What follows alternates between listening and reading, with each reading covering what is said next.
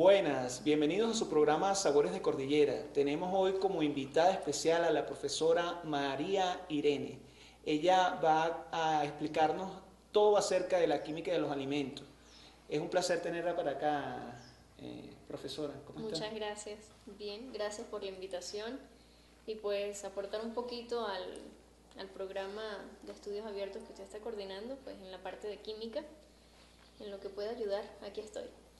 Bueno, yo tengo muchas dudas, pero sí sé que la cocina es como un laboratorio. Y en ese laboratorio hay muchas cosas que me gustaría que usted me explicara cómo se relaciona eso de manera científica. Bueno, ni tan científica, porque yo no soy químico. Usted me explicará mejor en qué consiste eso. Pues sí, la cocina es un laboratorio de química. Fíjate que comer ha sido esa necesidad del hombre desde el comienzo de la historia y siempre hemos visto en los alimentos que, que satisfacen nuestras necesidades corporales. Y ahorita pues existe ese auge de lo que se llama esa química molecular o la gastronomía vista desde el punto de vista químico. ¿Por qué le estamos dando esa importancia? Bueno, porque estamos detallando en los componentes de los alimentos. Y si detallamos en los componentes de los alimentos, pues encontramos distintas estructuras químicas que aportan ciertas características y ciertas condiciones a los platos de nuestras comidas. Y por eso nos está llamando la atención eso ahorita y por eso muchas personas hablan de química cuando nos referimos a la cocina. Quisiera comenzar por ese concepto de química. Ajá. ¿Qué es la química? Bueno, es la ciencia que se encarga del estudio de la composición, de la estructura, de las propiedades de la materia. Y no solo que estudie cómo se combinan ciertas cosas, sino que estudia la interacción entre sustancias cuando ellas se combinan. Pero ¿qué es materia? Entonces, la definición es más común: todo lo que tiene masa y ocupa un lugar en el espacio.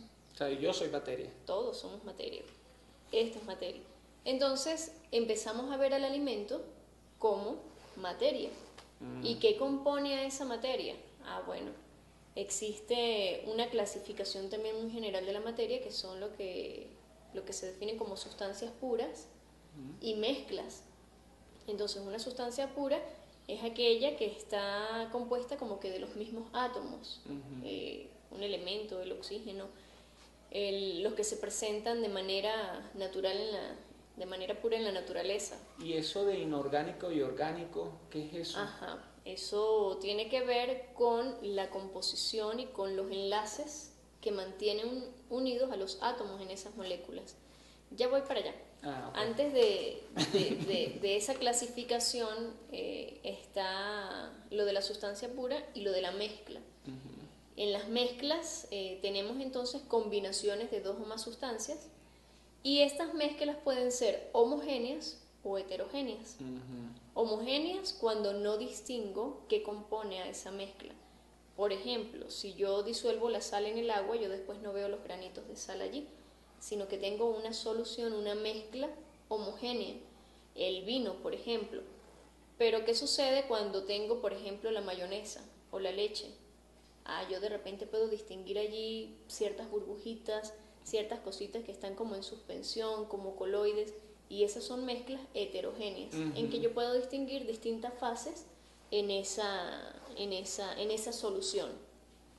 Cuando me hablas de orgánicos e inorgánicos, la primera diferencia es que los compuestos inorgánicos están compuestos por los elementos que encontramos en la tabla periódica, tanto metales como no metales. Y las uniones entre ellos son electrostáticas. Los elementos no metálicos les gusta tener electrones, les gusta ganar electrones. O sea que hay electricidad ahí. Sí, hay cargas eléctricas allí presentes y los metales son elementos a los que les gusta ceder electrones. Entonces, cuando el metal cede, adquiere una carga positiva. Cuando el no metal gana, adquiere una carga negativa y la fuerza electrostática entre esas cargas que son opuestas hace que se atraigan y por lo tanto esas uniones son fuertes. Pasa como en los matrimonios. Ajá, las cargas opuestas se atraen. Eso es relativo también, ¿no? Bueno, ese es harina de otro costal. Sí, sí, sí. Y los compuestos orgánicos generalmente tienen en su composición, la mayor parte es carbono, ¿sí? El carbono es uno de los elementos más abundantes en la corteza terrestre, y los compuestos orgánicos evidentemente son muchísimo más abundantes, existen millones y millones de ellos y se siguen descubriendo cada día más y se siguen sintetizando cada día más que los compuestos inorgánicos. ¿Por qué? Por la capacidad que tiene el carbono de enlazarse.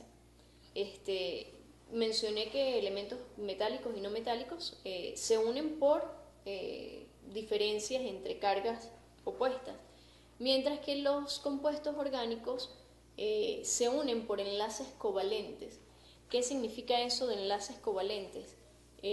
Donde se comparten electrones. No es que yo te cedo todo, sino que compartimos electrones. Los átomos de los elementos químicos en su estructura atómica tienen una última capa que necesita que esté llena de 8 electrones. Se habla del octeto, la regla del octeto. Y los elementos se combinan entonces para que se cumpla esa regla del octeto en los elementos, para que cada quien llegue a una estabilidad. El hidrógeno es una excepción a esa regla del octeto porque el hidrógeno solo tiene un electrón. Entonces su capa solo se llenaría con un electrón más. Yo escuché que, disculpe que me esté saltando el tema, No sé. pero que la margarina es un aceite hidrogenado. ¿Tiene eso algo que ver con lo que me está comentando, de su capacidad que tiene? ¿O tendrá algo que ver?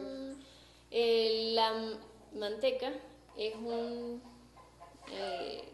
estructura que tiene carbonos enlazados a carbono con dobles enlaces.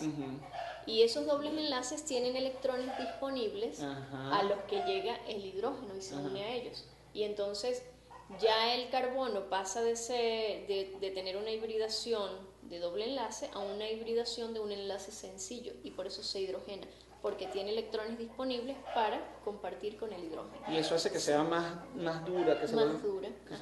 Sí, la hidrogenación hace que los aceites generalmente pasen y las grasas pasan a ese estado sólido, semisólido o sólido, dependiendo del grado de hidrogenación que... Saturado e insaturado, ¿estos términos qué significan? Saturado e insaturado tiene que ver con la presencia de los dobles enlaces. Me estoy saltando el tema aquí, creo que nos va a hablar de... Sí está relacionado. Okay. Cuando hablamos de la química orgánica, esa capacidad que tiene el carbono de enlazarse hace que el carbono pueda compartir 4 de sus electrones en su capa de valencia.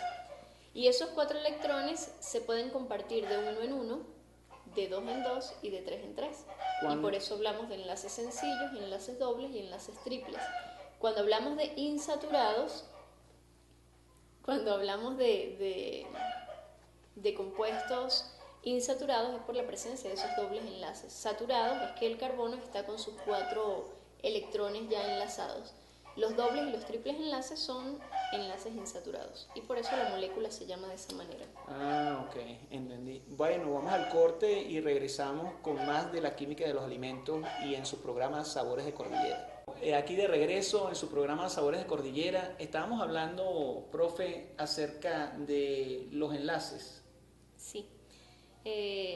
Los elementos, los átomos dentro de los compuestos se mantienen unidos gracias a fuerzas, a esos enlaces intramoleculares. Hablamos del enlace iónico y del enlace covalente, de la diferencia entre los compuestos orgánicos e inorgánicos, por allí. Pero existen otras uniones intermoleculares, es decir, entre moléculas dentro del mismo compuesto, que afectan mucho la estructura, afectan mucho las condiciones en las cuales esos compuestos van a reaccionar. Una de esas uniones intermoleculares que no son consideradas enlaces, pero que son muy importantes, son los llamados enlaces puentes de hidrógeno. Esos enlaces puentes de hidrógeno son los responsables de la rigidez en algunas estructuras de los alimentos. En todos los compuestos en los que haya algún átomo de oxígeno, nitrógeno, azufre, un átomo electronegativo, bien sea cloro, alguno de esos elementos no metálicos, y que esté unido al hidrógeno, en ese enlace covalente se genera una especie de dipolo, es decir, que sobre el átomo más electronegativo va a estar la mayor cantidad o la mayor densidad de carga negativa. Es decir, tú eres el oxígeno, yo soy el hidrógeno, tú eres más electronegativo que yo. Estamos unidos a través de una compartición de electrones.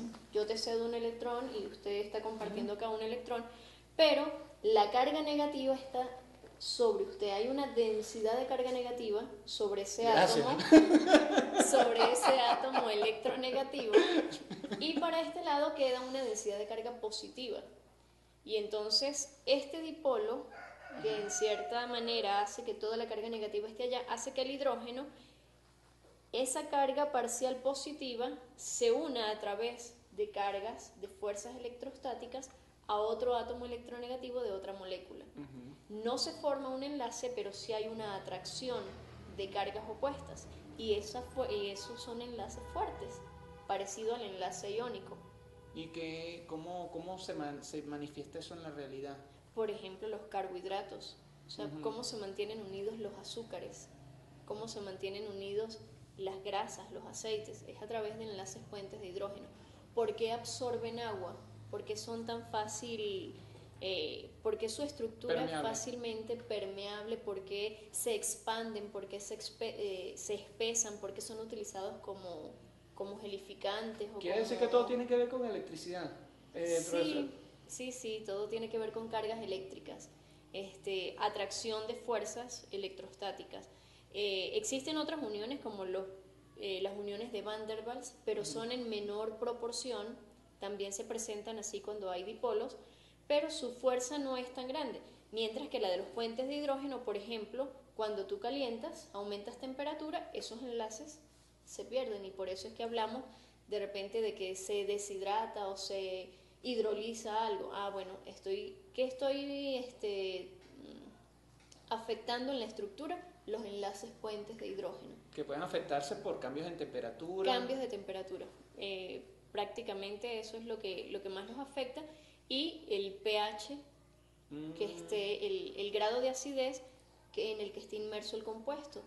¿Por qué? Porque el grado de acidez me favorece la protonación o la hidrólisis de muchos de esos átomos electronegativos que estén dentro de la molécula. pH, o sea que esa palabra me suena. pH es ácido y básico, ¿no? pH viene de el menos logaritmo de la concentración de iones hidrógeno menos logaritmo de la concentración de iones hidrógeno, iones, o sea, los que tienen la carga positiva, en una solución. Fue la manera más fácil de llamarlo así, porque es la manera abreviada de escribir menos logaritmo, profe, de la concentración de hidrógeno. No vaya a pensar mal, pero ¿se acuerda aquellas tablas, Allen, que, bueno, yo me acuerdo de sí, logaritmos de eso? Calcular esas cosas de logaritmos sí eran muy complicadas, sí, y pues una manera así como de ponerlo bonito, pues fue hacerle esa letra P minúscula y la H mayúscula. Okay. ¿Qué me indica eso? El grado de acidez de una solución. ¿Y de qué depende la acidez de una solución? De la concentración de iones hidrógeno. Si la concentración de iones hidrógeno es alta, como es el cálculo del menos logaritmo, el pH es bajo. Y se considera una solución ácida en una solución en la que el pH está entre 1 y 6,9. 7 es ese pH neutro, que llamamos que lo tiene el agua. ¿Por qué? Porque tiene una concentración equitativa de iones hidrógeno e iones OH. Recordemos la molécula de agua, H2O. H, oxígeno, H. Entonces la concentración de iones hidrógeno e iones hidróxido es la misma, y por lo tanto el pH 7 es neutro. Pero cuando la concentración de iones hidróxido aumenta, el pH entonces también aumenta su valor y va de 7,1 hasta 14. Tiene esa escala del 1 al 14. El papel, yo recuerdo que antes uno utilizaba el papel tornasol. Ese papel tornasol tiene una propiedad específica, ¿cierto? Yo recuerdo que uno lo sumergía en la... Sí, es justamente eso, es un papel indicador. Tiene una sustancia que es sensible al medio ácido. Cuando se pone en contacto con un medio en el que la concentración de protones es alta, él cambia su color. Es un indicador. ¿Qué sustancias son? Son sustancias coloreadas. Y generalmente lo que tienen es esos dobles enlaces y cuando hay un medio ácido se protonan y por eso hay un cambio en la estructura y cambia el color. Y entonces me indica que la concentración de iones de iones hidrógeno es alta y por lo tanto el pH es bajo. Y lo mismo sucede si es los iones hidróxido. Si ellos están en mayor concentración, pues entonces el pH aumenta, el de la solución. Interesante. ¿Y qué hago yo con el pH, por ejemplo, con los carbohidratos? ¿Qué obtengo yo si tengo un carbohidrato y le subo el pH de alguna manera? Ajá. Con algún... Si vemos los carbohidratos, para empezar a hablar de los componentes de los alimentos. ¿A cuáles son? Disculpe. Los carbohidratos o hidratos de carbono, que también se llaman así, son compuestos que tienen en su estructura átomos de carbono, hidrógeno y oxígeno. Son los 3 elementos en los que están allí. La forma en cómo se acomodan esos átomos son enlaces carbono-carbono y al carbono se unen tanto el oxígeno como el hidrógeno. Si tengo presentes iones OH, lo que llamamos alcoholes o iones hidróxido, cuando yo coloco un medio ácido, esos oxígenos por enlaces puentes de hidrógeno se protonan. Y cuando ellos se protonan, entonces es como que si la molécula ya queda estable y sale el agua. Y por eso hablamos de deshidratación de azúcares, ¿sí? Cuando se aplica ese medio ácido. Cuando se aplica el medio básico, lo que tengo es entonces saturación de esos iones hidróxido y lo que logro es como polimerizar, por decirlo así, o isomerizar a cada uno de esos carbohidratos. Jugo de limón, disculpe, jugo de limón ácido. Ácido cítrico. Ajá. Es un medio... Subo el pH. No, bajas pH. Bajo pH. Aumentas la acidez. Aumento la acidez. Ok, es que la escala es al contrario. Sí, exactamente. Muy importante. Entonces, menos logaritmo. Menos logaritmo. Por eso es que es invertido la cosa. No leí bien la tarea. Entonces, bajo el pH. Sí. ¿Y si agrego bicarbonato? Subo pH, porque es una sal. ¿Qué pasa con la masa? La masa, cuando agrego bicarbonato. Ajá, el bicarbonato es lo que consideramos, o sea, lo que llamamos la levadura, sí, esos hongos. ¿Cuál es la función de esos hongos? Fermentar allí, y la reacción que se produce es separar ese bicarbonato, entonces se me forma CO2, que es el dióxido de carbono, que hace que la masa levante. Cuando yo añado el bicarbonato y a lo que él se separa, me genera el ion H+. ¿Y qué hace ese ion H+? Lo mismo que hace el efecto de añadir el ácido cítrico o el jugo de limón. Va a ir protonando y hace como que se deshidrate también el azúcar. Interesante. La estructura del azúcar. Y también lo del espesante.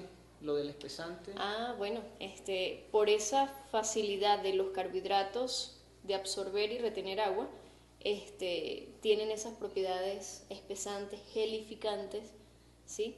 El hecho de que se incorpore agua dentro de su estructura hace que se expandan, ¿sí? Se polimericen muchos de esas unidades de monosacáridos que están conformando los carbohidratos.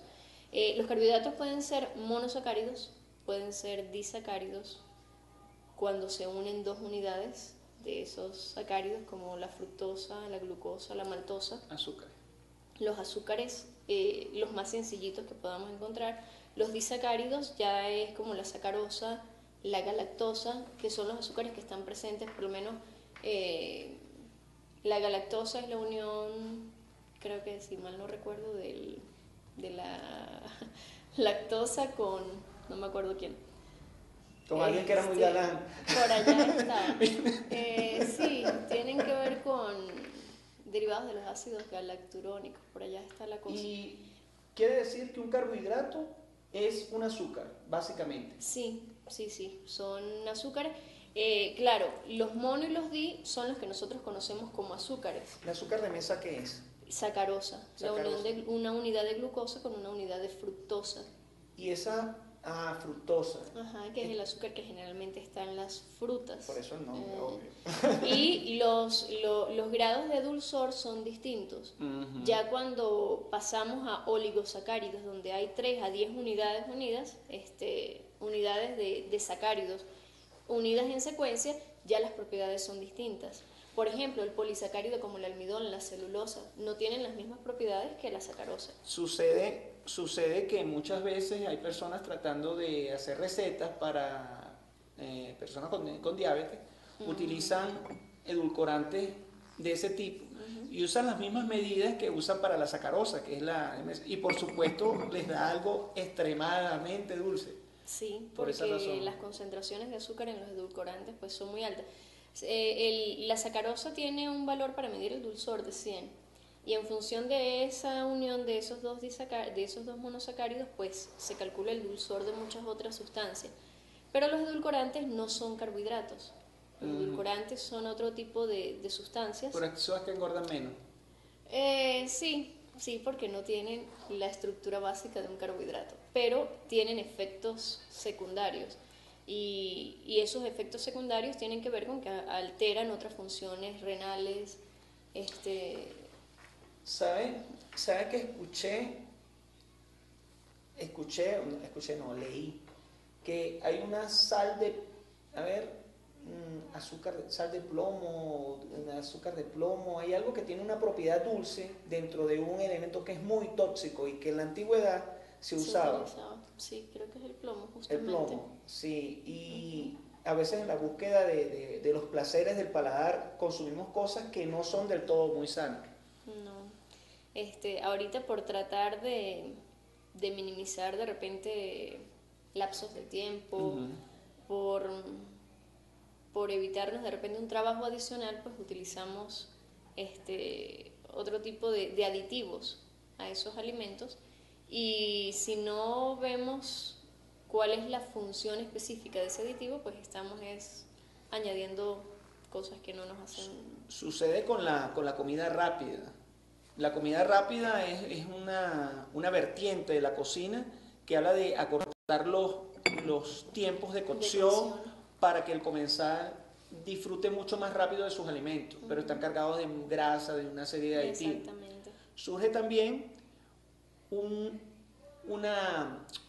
movimiento que habla de la cocina lenta, slow cocina lenta.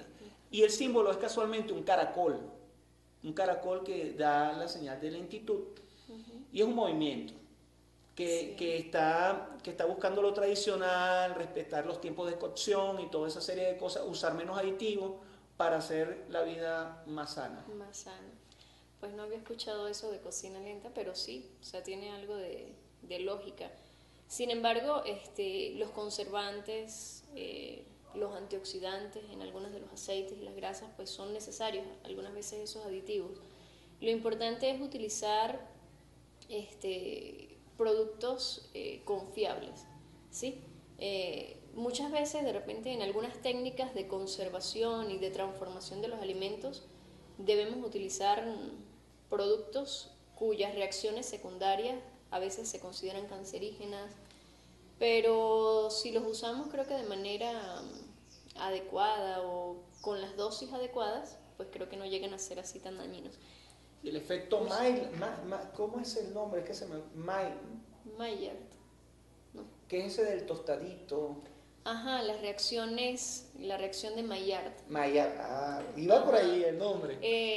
La reacción de Maillard y la reacción de caramelización son dos de las reacciones que vemos más comúnmente en la cocina y son justamente reacciones de los carbohidratos. Cuando estamos en presencia, por ejemplo, de los azúcares y queremos, los sometemos a altas temperaturas, los sometemos a calor, se dan las reacciones de caramelización. Y es cuando esos azúcares polimerizan, adquieren una coloración más oscura y expelen un cierto olor. Carnita asada. Ajá. ¿A qué se debe ese olor? Bueno, la reacción de Maillard lo explica por la presencia de los aminoácidos en las proteínas. La reacción de Maillard se da entre un carbohidrato y una proteína. ¿Qué tiene el carbohidrato? Bueno, por ejemplo, la glucosa es una aldosa porque tiene un grupo aldehído, un carbonilo, un carbono unido doble enlace oxígeno. Y, por ejemplo, la fructosa es una cetona, carbono doble enlace oxígeno. Entonces, la presencia de un grupo carbonilo en los carbohidratos, en los azúcares, se combina con el amoníaco o el nitrógeno que está presente en un aminoácido de la proteína. Amoníaco. NH3 para ubicar a las personas. El nitrógeno tiene la posibilidad de unirse a tres átomos. El amoníaco es el que conocemos más comúnmente, que es NH3, pero cuando está en un aminoácido, su terminación es NH2 y hay una cadena al lado de ese nitrógeno. Entonces, el carbonilo se une al nitrógeno por una condensación. Hay una reacción entre ellos dos. Y es una reacción de varias etapas, porque después de esa condensación debe darse la formación de una base de Schiff, donde haya algo estable, y así sucesivamente hasta que se forma una serie de compuestos que la reacción de Maillard, incluso hay personas que la estudian a fondo y no terminan aún de identificar todos los compuestos que se forman allí. Yo leí que no es tan bueno, además es muy bueno aplicar tanta calor o dejar esa coloración muy oscurita a las personas a las que les gusta que si la carnita un poquito más quemada o el pan un poquito más tostado. ¿Por qué? Porque muchos de esos compuestos que se forman de esa reacción de Maillard, cuando se sigue aplicando calor, ellos se transforman en sustancias que son tóxicas, que son cancerígenas. Incluso puede llegar a formarse una acrilamida, que es un polímero que es tóxico. El olor que se expele justamente es por el aminoácido que esté presente. El aminoácido más común y el que de repente sentimos más es el de la valina, ese olor a pan recién horneado. Wow. Ese aminoácido pues está presente en la proteína que está en la harina de trigo. ¿Qué proteínas están allí? Bueno, además de los glútenes, de las gliadinas, están otras proteínas que contienen a ese aminoácido. Y esa reacción justamente entre carbohidratos y proteínas es la que identifica más la química en la cocina, justamente porque no solo la vemos en el pan, sino que la vemos en la carne, que la vemos a ver, usted cocinero,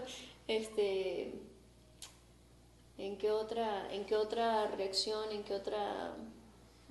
la más común es la de la carne, el olor que se expele allí, el tostadito que adquiere, y se me fue el otro ejemplo.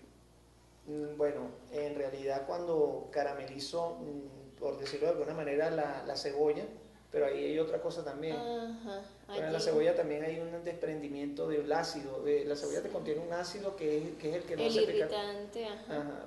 No recuerdo ahorita el nombre ni lo tengo a mano, pero sí se desprende una sustancia química y evidentemente también es una reacción de Maillard. ¿Por qué? Porque hay un aminoácido que está presente en la cebolla que es el que reacciona con el azúcar. Sin embargo, cuando tenemos solo azúcar, no se da Maillard, es la reacción de caramelización, así se llama. O sea que solo azúcar con azúcar es caramelización. Cuando está presente el aminoácido, sí se da la reacción de Maillard, y en el caso de la cebolla también está allí. Para que se dé la reacción tengo que tener un aminoácido y un carbohidrato. Y un carbohidrato presentes para que sí, es lo que le da la coloración y el olor. Perfecto, entonces por eso es que en la carne se da la reacción. Sí, las proteínas de la carne son las que aportan al reaccionar con los carbohidratos, con el azúcar, para decirlo así, le dan ese color característico en la superficie. Sin embargo, lo que dije hace un momento, si eso se sigue sometiendo a calor, lo que estamos generando allí ya son compuestos que pasan de las melanoidinas, que son las que dan esa coloración oscurita, un marroncito, a otros compuestos ya que son polímeros que sí son tóxicos. Y por eso lo quemadito no es conveniente consumirlo. Muy bien. Porque ya son polímeros que son tóxicos. Bueno, a mí específicamente me gusta trabajar mucho con lo que son los carbohidratos, lo que son las masas. Me encanta esa parte. Y La levadura, siempre me ha llamado la atención la característica de las levaduras, porque yo puedo hacer un pan sin necesidad de utilizar levadura. Puedo hacer que levante usando el bicarbonato, usando los mismos... Se conoce como levadura también el bicarbonato, esos hongos. Los mismos huevos también tienen un efecto de aumentar el tamaño de la masa. ¿Y qué otra cosa? A la levadura que son enzimas. Hongos. Hongos. Sí, hongos que se fermentan y hace pues que en ese proceso de fermentación la liberación del dióxido de carbono es el que hace que levante la masa. Ajá. Cuando hablamos de las masas, oye, tenemos distintos ingredientes, ¿no? O sea, están los huevos que aportan también parte de la proteína, ¿sí? La albúmina que está allí presente pues también hace su efecto y la manteca, lo que consideramos grasas o aceites, dentro de los lípidos afecta también la estructura y la maleabilidad que pueda tener la masa. Cuando añadimos la manteca y la dispersamos bastante bien en la masa, activamos también el gluten con ese amasado y hace que la masa pues sea más flexible, ¿sí? Mientras que cuando aplico la manteca de forma grosera, por decirlo así, donde dejo una dispersión con moléculas grandes de masa, cómo se crean esas masas que son más quebradizas, que son friables, algo así se llama, o quebradizas, o sea, es la masa justamente la del hojaldre que hace que el gluten, que la proteína que está allí en la harina, no adquiera la flexibilidad o la elasticidad que adquiere cuando lo hago de manera manual, así con la aplicación de la manteca más dispersada. Bueno, la receta que vamos a hacer tiene un poquito de eso, porque la receta consiste, y usted me va a indicar más o menos qué es lo que estoy usando, a ver si voy bien. Vamos a ver. La receta tiene principalmente harina, porque vamos a hacer una torta, se llama una torta Lis, es de origen alemán. Pero en la receta lleva limón, y me llamó, por eso le hice la pregunta acerca de lo del pH y lo de... Lleva limón, lleva huevos, por supuesto, pero además lleva levadura, incorporada la levadura, y por supuesto los saborizantes que son el azúcar, lleva la canela y lleva, yo le puse coco, pero en realidad lleva almendra, obvio. Y se prepara de esa manera y se le agrega la mermelada encima. Es una torta muy sencilla, es una torta galleta más que todo. Pero el limón me imagino que debe tener un efecto como de retardante, porque queda como crocantica. ¿Y qué medio es el que va a hidratar? ¿Es solo el limón? No, por supuesto el huevo también. Ajá, pero no lleva otro ingrediente no líquido. Lleva, a grasa por supuesto lleva manteca. Pero el otro ingrediente líquido no está presente. Lleva, por eso es que queda una masa, no es tan esponjosa, sino como tipo pizza, así. Sí, más compacta. Más compacta. Por supuesto la untuosidad se la va a dar la mermelada que vamos a agregar por encima. Sí, entonces esa es la receta que vamos a preparar y espero que les guste y la vamos a ver después del próximo corte. Hoy le tenemos la preparación de una torta Lis. Los ingredientes para esta receta de origen alemán son los siguientes: 150 gramos de margarina,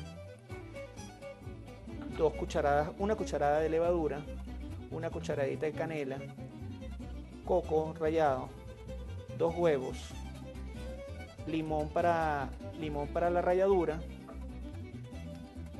vainilla, jugo de limón, harina son 2 tazas, azúcar 150 gramos. Esos son los ingredientes. ¿Cuál va a ser la preparación de nuestra receta? Primero tenemos que colocar en el bol el azúcar, los 150 gramos. Agregar la margarina. Esta preparación es simplemente como una masa para una galleta y le vamos dando.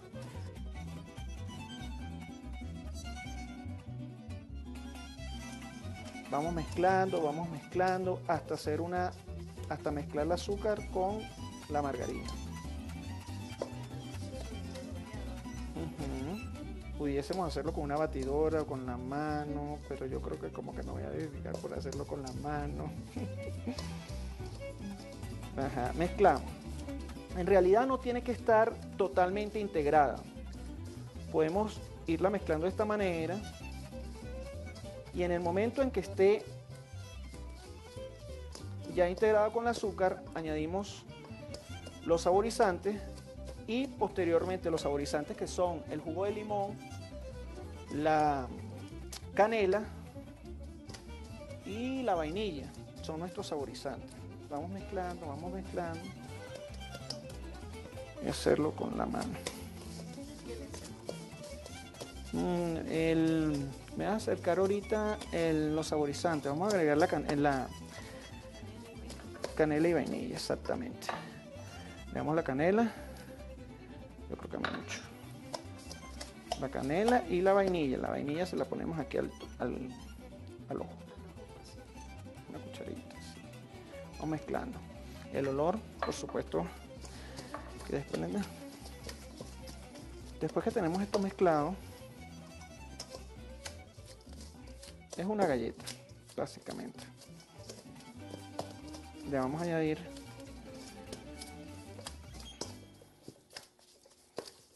los jugo de limón. El jugo de limón se lo agregamos ahorita posteriormente. Vamos a ponerles los huevos. No se asusten si ven que como que se corta la masa.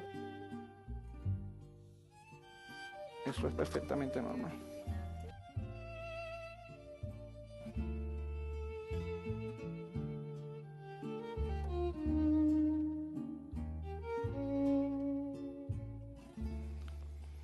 Vamos mezclando. No se asusten que el aspecto de repente inicialmente no es muy agradable, pero rompemos la liga de la mezcla. Podemos añadir, como la levadura está diluida, está en polvo, se lo podemos agregar de una vez aquí a la masa. Es importante cuando usen la levadura no agregarle la sal, porque tiene el efecto que la mata de alguna manera. Hace que no...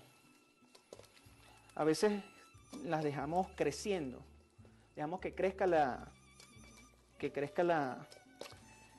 el fermento va a crecer cuando le mezclamos con el azúcar. Mezclamos, integramos y ahora sí que tengamos esto acá, añadimos no me faltó más nada, añadimos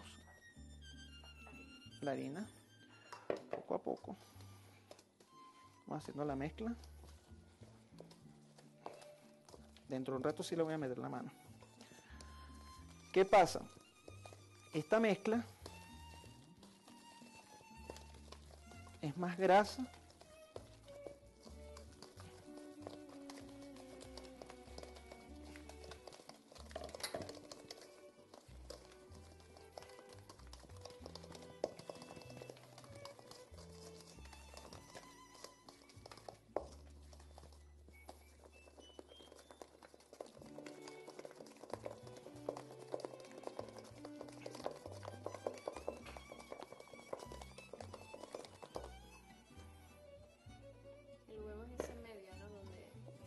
se ligan y se unen los elementos sólidos con los elementos líquidos. Sí, en ese momento estamos...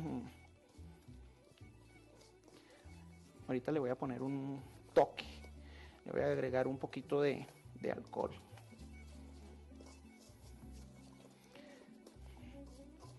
Pero el alcohol, si lo añado en este momento, lo que haría sería... ¿Qué haría? ¿Qué pudiera ser el alcohol? O simplemente sería... Si se añade al final.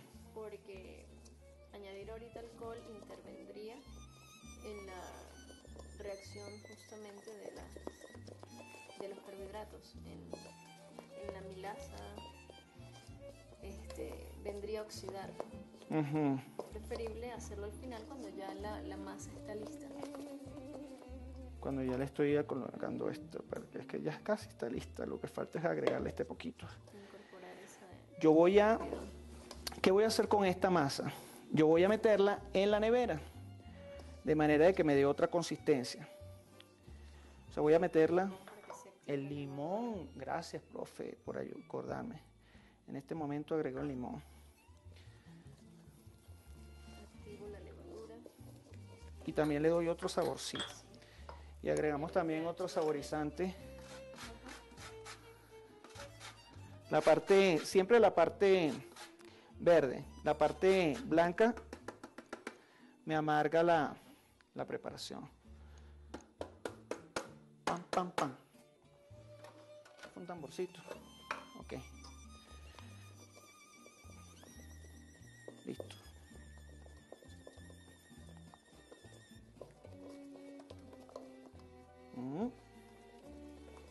No va a quedar punto de letra, sino va a quedar como una masa de galleta.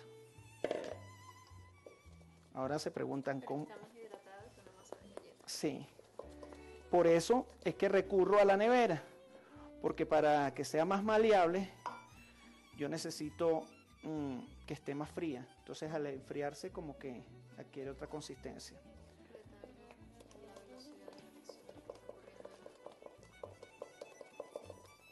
Listo.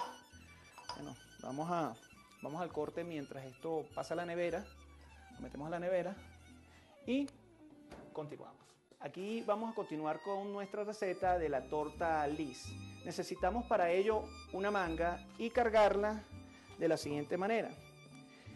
Pero antes de eso vamos a añadirle el coco. Un poquito de coco rallado, que la torta original llevaba almendras fileteadas y tostadas, pero vamos a hacerle esta pequeña variación a la receta. Entonces vamos cargando la manga de esta manera, dejando una cantidad para hacerle tiras en la parte.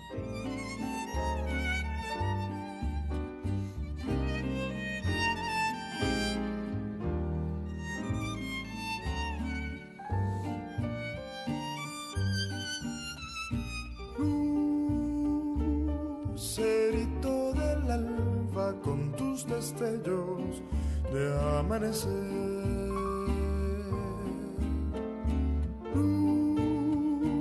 Lucerito del alba con tus destellos de amanecer. Ay, quien pudiera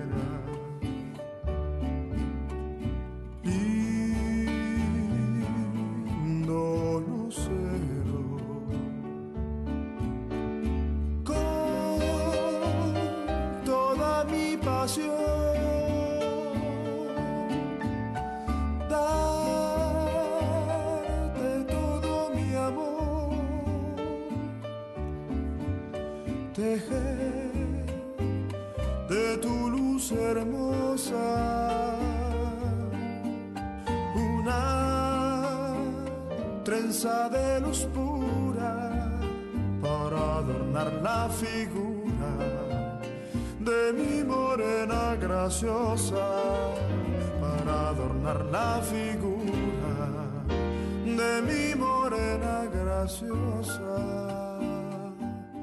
Mi lucerito, ay, quien pudiera, mi lucerito, ay, quien pudiera.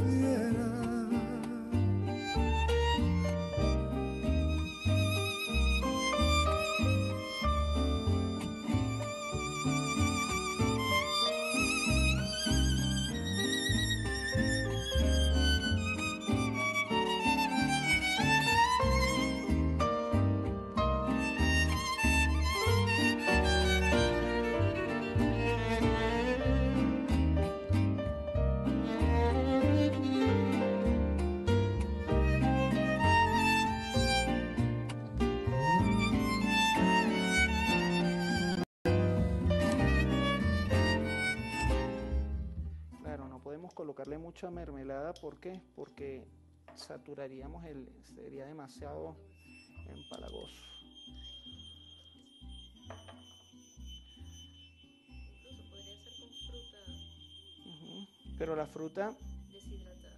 exacto, porque si le colocamos frutas frescas, Al calentarse o deshidratarse, se daña la masa.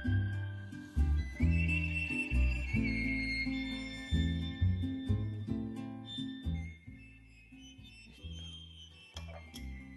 Vamos. Ahora sí tenemos que cargar de nuevo la manga para colocarle la decoración.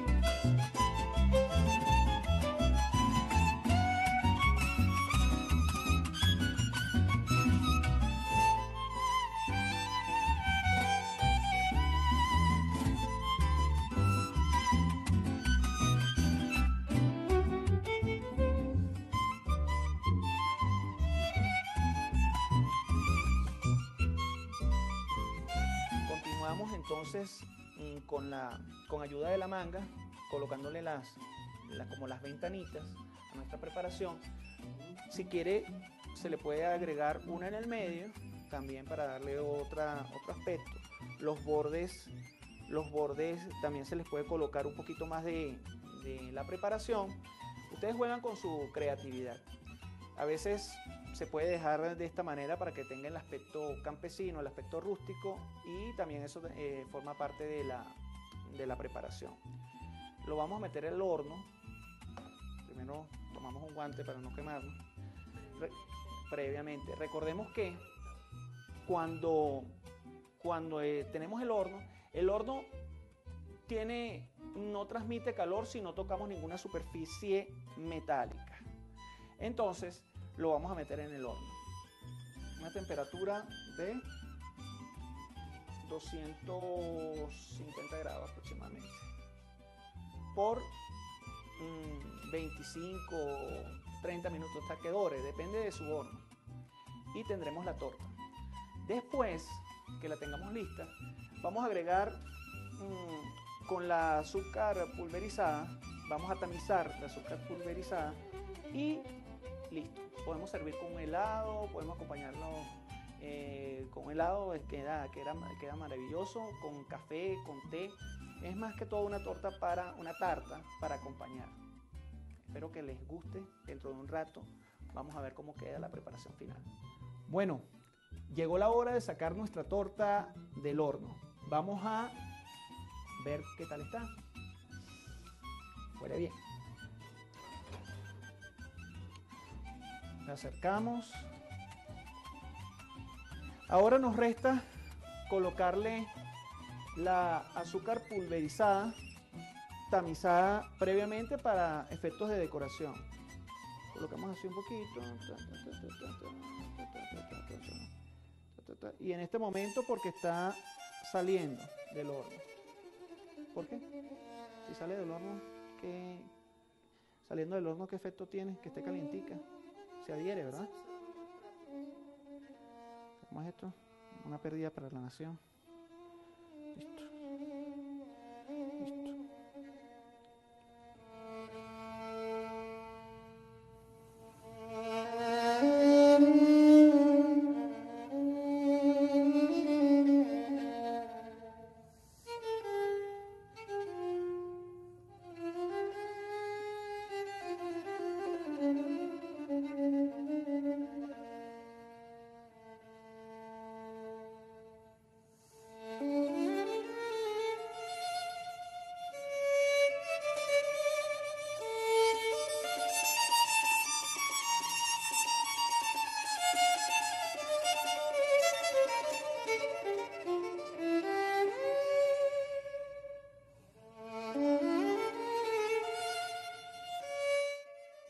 Espero que la disfruten y continúen con nosotros en una próxima entrega.